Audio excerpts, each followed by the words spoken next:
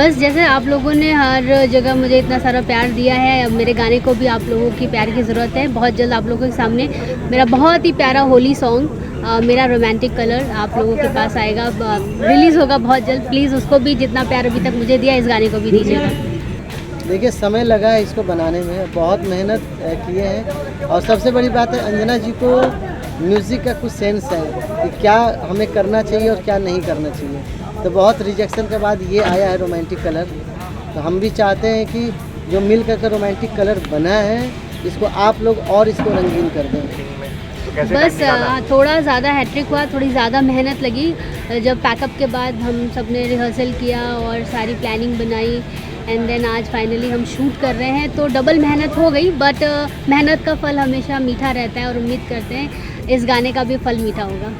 होली जैसे सब लोग मनाते हैं, अभी तक तो कुछ क्लियर नहीं है। अगर हमें ऑफ रहा हमारा तो हम जाएंगे अपनी फैमिली के साथ होली मनाएंगे। मूवी में धमाका, सीरियल में धमाका, आप सॉन्ग में भी धमाका करने जा रहे हैं, क्या कहना चाहेंगे? फिर तो बस आप लोग का आशीर्वाद ही चाहिए, धमाके होते रहने चाहिए। Very good. तो बस थैंक यू। नमस्कार, प्रणाम, मैं हूँ अंजना सिंह और सभी दर्शकों को होली की ढेर सारी शुभकामनाएं। Happy Holi to all. Thank you.